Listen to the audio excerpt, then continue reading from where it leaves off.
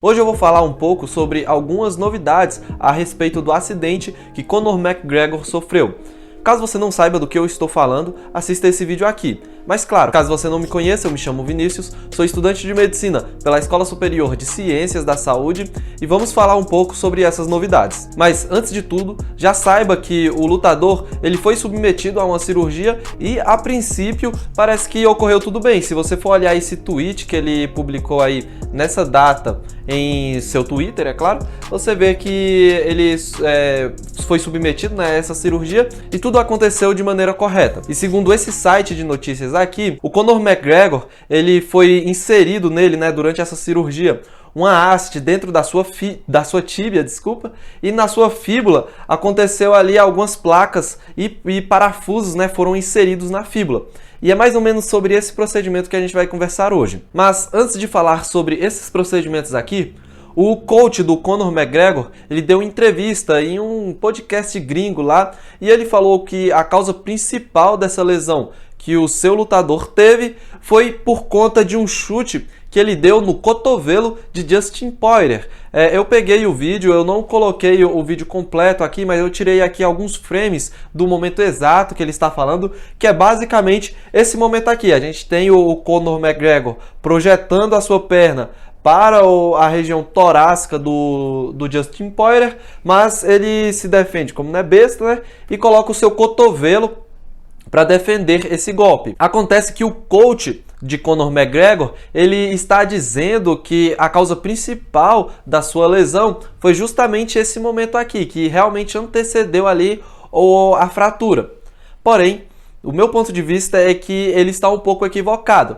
No meu ponto de vista, eu vou frisar aquilo que eu disse no vídeo anterior. Eu acredito que o que fez a lesão no tornozelo de McGregor acontecer foi principalmente o excesso de impacto e dano nessa região tão específica e a torção que veio a acontecer nesse momento aqui. A gente tem o pé dele, ele se projeta para frente e quando tem essa rotação do seu tornozelo, eu acredito que foi nesse momento que houve ali alguma ruptura em algum ligamento e aí o resto, é história, todo mundo sabe o que aconteceu. Foi essa fratura aí. Beleza, dito isso, vamos falar sobre esses procedimentos que aconteceram lá na sala de cirurgia.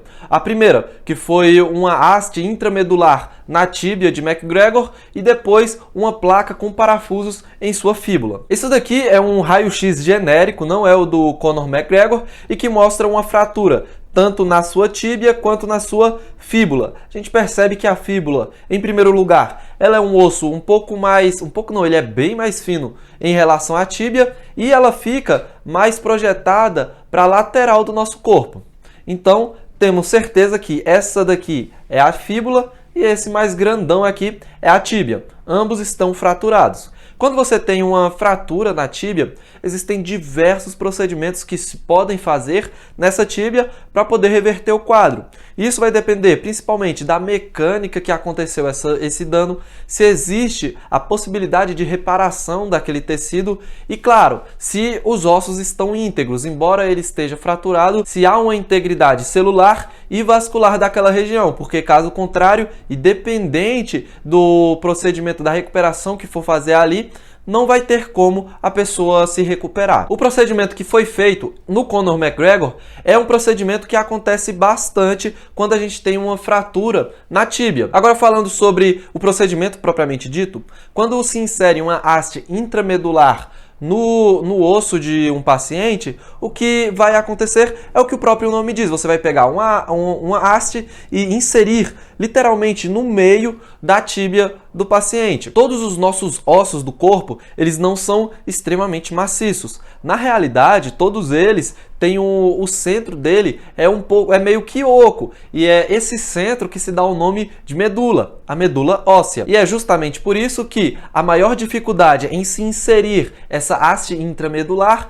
é justamente apenas a entrada, porque você precisa fazer um orifício na região da cabeça da tíbia para poder inserir ela, e quando esse obstáculo já estiver passado, a inserção dessa haste fica bem mais tranquila, justamente porque o nosso osso ele é meio que oco, né? Não é oco, mas não é tão sólido quanto a sua superfície. Isso daqui é a haste intramedular que eu estou falando para você. Você percebe que ela tem alguns parafusos, tanto no início quanto no final, e faz muito sentido existirem esses parafusos, porque a partir do momento que você insere essa haste no osso, na tíbia do paciente, essa haste ela vai funcionar como uma estabilizadora do osso e impedir com que ele saia do lugar. E para esse osso não sair do lugar e se recuperar de maneira adequada, você precisa, além de enfiar ela no meio da tíbia, você precisa fixar ela naquela região para que ela não saia dali, não é mesmo?